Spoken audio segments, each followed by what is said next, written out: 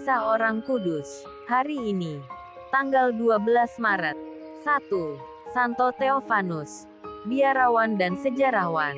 Theophanus lahir di Konstantinopel, sekarang, Istanbul, Turki kira-kira pada tahun 758. Namanya dikenal luas karena perlawanannya yang gigih terhadap bid'ah ikonoklasme dan karena bukunya, Chronographia, yang menguraikan secara singkat sejarah dunia pada tahun 284 sampai tahun 813. Setelah kematian ayahnya, Theophanus dikirim ke Konstantinopel. Di sana ia dipaksa menikahi seorang gadis. Ketika itu ia baru berusia 12 tahun. Perkawinan ini tidak berlangsung lama. Ia bercerai dengan istrinya pada tahun 780.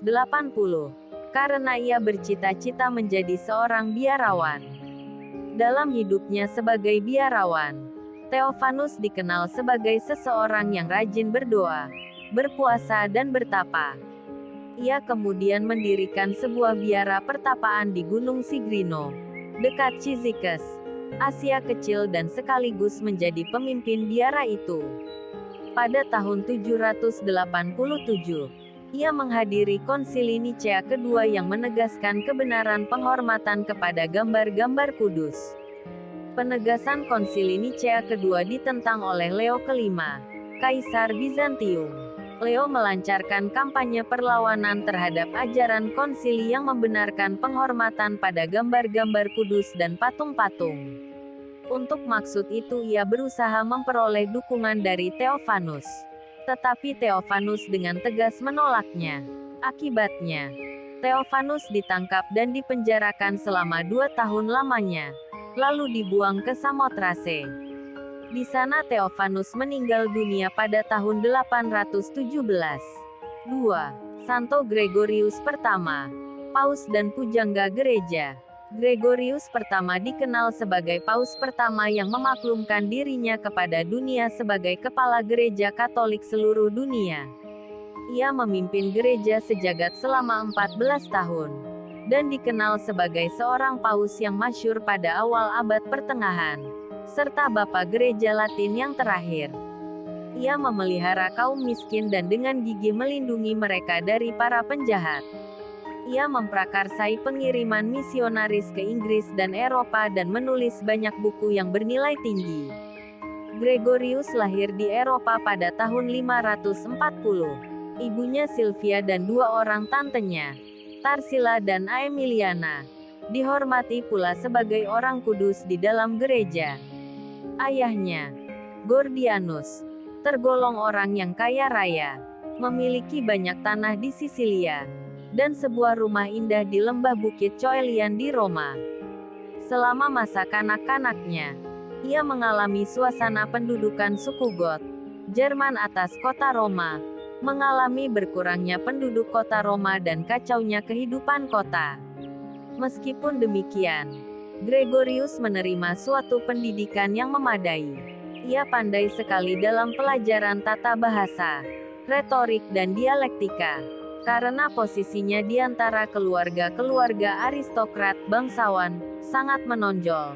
Gregorius dengan mudah terlibat dalam kehidupan umum kemasyarakatan, dan memimpin sejumlah kecil kantor. Pada usia 33 tahun, ia menjadi prefek kota Roma, suatu kedudukan tinggi dan terhormat dalam dunia politik Roma pada saat itu. 2 tahun kemudian ia meletakkan jabatan itu, dan mengumumkan niatnya untuk menjalani kehidupan membiara. Untuk itu ia mendirikan sebuah biara kecil di rumahnya sendiri di Coelian. Selain biara rumahnya sendiri itu, biara Santo Andreas, ia mendirikan 6 biara lainnya di atas tanah milik ayahnya di Sisilia. Meski ia menjadi seorang biarawan, seluruh waktunya tidak ia gunakan saja untuk berdoa. Ia juga aktif terlibat dalam urusan lainnya. Pada tahun 578, ia ditabiskan sebagai diakon di Roma. Setahun kemudian Sri Paus Pelagius II tahun 579 sampai 590 menunjuk dia sebagai duta besar untuk Kekaisaran Konstantinopel. Pengalaman kerjanya selama 6 tahun di Konstantinopel meyakinkan dirinya bahwa Kekaisaran Timur itu tidak dapat disandarkan sepenuhnya pada bantuan Roma dan Kekaisaran Barat. Sekembalinya ke Roma pada tahun 586, ia dipilih menjadi Abbas Biara Santo Andreas yang didirikannya. Pertemuannya dengan beberapa pemuda Inggris yang bekerja di pasar Roma menggerakkan hatinya untuk menjadi seorang misionaris di Inggris. Untuk itu, ia mengajukan permohonan kepada Sri Paus untuk berkarya di sana. Tetapi permohonan ini ditolak oleh orang-orang Roma. Ketika Sri Paus Pelagius II meninggal dunia pada tanggal 7 Februari tahun 590, para imam dan seluruh umat di Roma memilih dia menjadi paus menggantikan Pelagius II. Ia memimpin gereja selama 14 tahun dari tahun 590 sampai 604. Berbagai masalah yang melanda gereja selama masa kepemimpinannya ditanganinya dengan bijaksana. Ia mempekerjakan petani-petani di bawah pengawasan orang-orang yang terampil guna mengolah tanah yang diwariskan kepada gereja. Uang iuran wajib yang diberikan petani-petani itu digunakannya untuk membantu para fakir miskin dan para pengungsi yang membanjiri kota Roma. Sejalan dengan pelayanannya terhadap orang-orang miskin itu, ia dengan semangat melaksanakan karya pewartaan Injil dan pengajaran agama, sambil tetap melanjutkan pekerjaan menulis karya-karya yang besar. Tulisan-tulisan inilah yang membuat dia digelari sebagai pujangga gereja. Perhatian Gregorius terhadap pelbagai urusan tidak hanya terbatas di Roma dan Italia, tetapi juga menjangkau wilayah-wilayah di mana gereja telah didirikan. Ia menaruh perhatian besar kepada uskup-uskup Perancis dan perkembangan umat di sana. Dengan cermat dan tegas ia mengawasi semua aspek kegiatan gereja. Terhadap penyimpangan-penyimpangan dalam perayaan liturgi menurut kebiasaan Romawi, ia bersikap toleran. Namun ia bersikap tegas terhadap setiap pelanggaran hak-hak paus. Pemilihan seorang uskup baru untuk wilayah-wilayah keuskupan yang kosong harus dilakukan seturut peraturan gereja yang berlaku. Ia mewajibkan para imam untuk mempelajari dan menaati peraturan-peraturan gereja yang melarang mereka untuk menikah. Pengaruhnya yang besar dalam negara dimanfaatkannya untuk membebaskan imam-imam dari yurisdiksi negara. Dengan tangkas, lembut dan bijaksana, ia menangani berbagai masalah gereja yang rumit. Pengaruhnya yang besar dimanfaatkannya untuk membereskan berbagai kesulitan di semua keuskupan yang jauh dari Roma. Tanpa takut ia menegaskan hak-hak tahta suci di hadapan Patriark Konstantinopel. Keputusan-keputusan para uskup di seluruh wilayah gerejawi, termasuk wilayah-wilayah yang ada di Patriarkat Konstantinopel, harus disetujui dan disahkan oleh tahta suci. Kepemimpinan Gregorius pertama ditandai oleh suatu kesuksesan besar yakni terciptanya hubungan baik antara negara dan gereja. Ia melihat negara dan gereja sebagai lembaga yang sama-sama didirikan oleh Allah.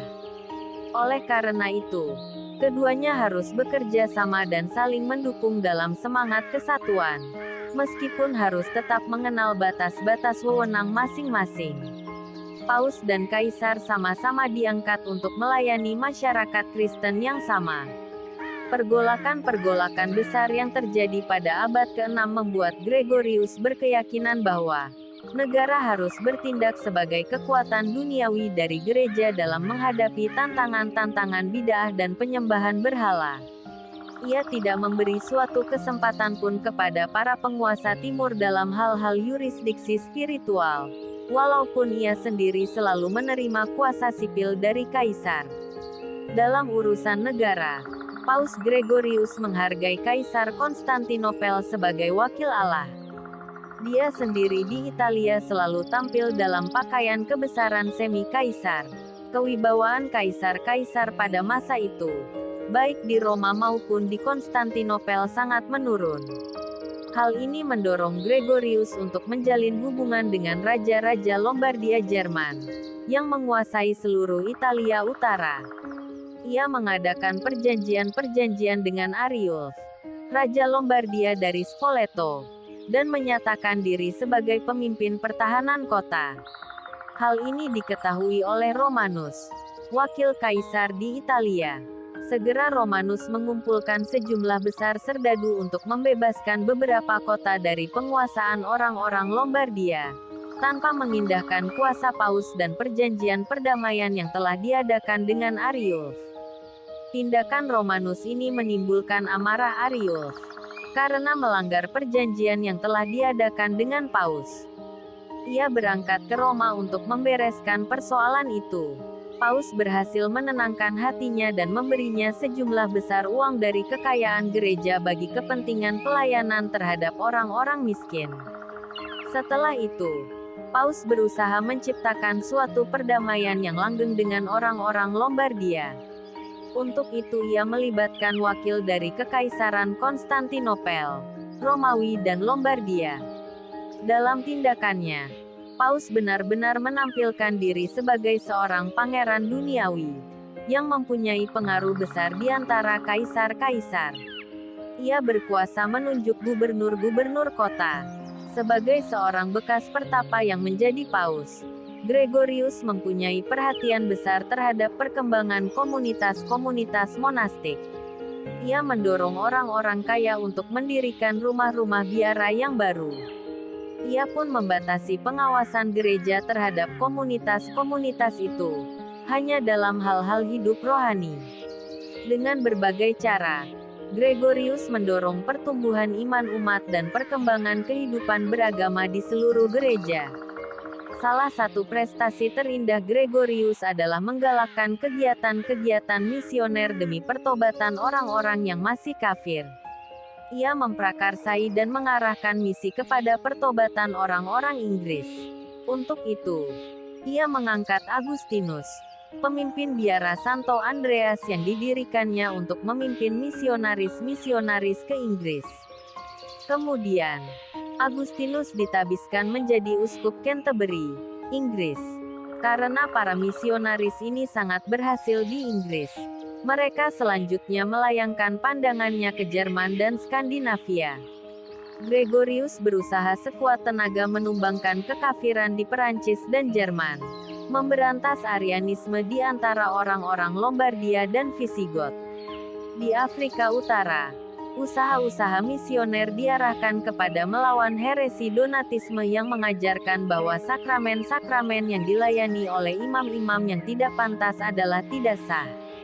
Di bidang liturgi, Gregorius mengadakan pembaharuan besar. Lagu-lagu gereja yang lazim dinamakan Gregorian tercipta pada masa kepausannya. Buku Perayaan Sakramen Gregorian sebagai salah satu buku liturgi Romawi purba yang dianggap sebagai karyanya. Penjelasan terhadap isi buku ini dikirimkan oleh Paus Adrianus pertama tahun 772 sampai 795 kepada kaisar dan dijadikan buku pegangan perayaan liturgi di seluruh kekaisaran. Pada tahun-tahun awal kepausannya, Gregorius menulis sebuah buku yang menguraikan tentang tugas seorang uskup dalam mengembalai umatnya. Buku ini diterbitkan oleh Raja Alfred dalam bahasa Inggris pada abad ke-9. 4 buku lainnya dari Gregorius yang berjudul Dialog, berisi percakapannya dengan seorang muridnya. Pandangan moralnya terhadap kitab Yop terdiri dari satu seri komentar yang menerangkan buku itu secara harafiah, mistik dan moral. Buku ini secara luas dipakai sebagai buku pegangan moral Katolik selama abad pertengahan. Gregorius adalah seorang penulis rohani dan mistikus kenamaan. Meskipun dia bukan pengarang yang indah gaya bahasanya, namun tulisan-tulisannya sungguh bernilai tinggi dan mengandung ajaran mulia. Dia juga adalah Bapak Gereja Latin yang terakhir dan tokoh penting pertama pada abad pertengahan. Salah satu kehebatannya ialah sikap toleransinya yang tinggi kepada para penganut agama Yahudi. Ia memperjuangkan hak-hak mereka akan kebebasan bertindak dalam masalah-masalah sosial kenegaraan dan untuk melaksanakan ritus-ritus keagamaannya di dalam sinagoga-sinagoga. Semua usaha untuk membaptis mereka ditentang dengan keras. Ia benar-benar bertindak sebagai pelindung mereka ketika terjadi penganiayaan terhadap mereka di mana-mana. Karena gangguan kesehatannya, Gregorius meninggal dunia pada tahun 604. Ia dikuburkan di samping beberapa orang paus pendahulunya dekat sakristi Basilik Santo Petrus di Roma. 3. Santo Maximilianus, martir. Anak tentara veteran Romawi ini tidak mau menjadi tentara karena taat pada agama dan mempunyai anggapan yang negatif terhadap personil angkatan perang. Bagi dia, tentara-tentara umumnya banyak melakukan perbuatan-perbuatan yang bersifat dosa dan berwatak bejat. Kepada hakim, ia berkata, "Angkatan perang saya ialah angkatan perang Tuhan. Saya tidak dapat berperang untuk kepentingan duniawi." Ayahnya menolak desakan hakim supaya mengubah pandangan puteranya itu. Waktu Maximilianus diancam hukuman mati, ia berkata lantang, "Saya tidak akan mati. Apabila saya meninggalkan dunia ini, saya akan bersatu dengan Kristus Tuhanku." Ia mati di penggal lehernya di pinggir kota Kartago, Tunisia pada tahun 295. 4. Beata Justina dari Arezzo, pengaku iman. Justina dari Arezzo yang biasa dipanggil Franciuccia Bizzoli, lahir di Arezzo, Italia. Pada usia 13 tahun ia masuk biara Benediktin Santo Markus di kota Arezzo. Ketika para suster pindah ke biara para kudus, Justina pun turut pergi ke sana. Tetapi ia kemudian meninggalkan biara itu dengan izin superiornya, dan hidup menyepi bersama Lucia di Gua Civitel. Sel dalam gua itu sangat sempit dan rendah sehingga ia tidak bisa berdiri tegak. Ketika Lucia jatuh sakit, maka Justina dengan setia mendampinginya siang malam. Meskipun ia sibuk merawati Lucia, namun ia tidak lupa berdoa dan tidak mengurangi kebaktian dan mati raganya. Sesudah Lucia mati, Justina tetap tinggal di sana sendirian. Karena menjadi buta, Justina kemudian kembali ke pertapaan Arezzo. Di sana ia semakin berkembang dalam kehidupan rohaninya dan menjadi seorang pertapa yang saleh. Dengan doa-doanya ia menyembuhkan banyak orang sakit. Penyembuhan ini masih juga terjadi atas diri orang-orang sakit yang berdoa dengan perantaraannya setelah ia wafat. Justina wafat pada tahun 1319. Santo Theophanus, Santo Paus Gregorius pertama, Santo Maximilianus dan Beata Justina dari Arezzo, doakanlah kami. Kak Carla Channel.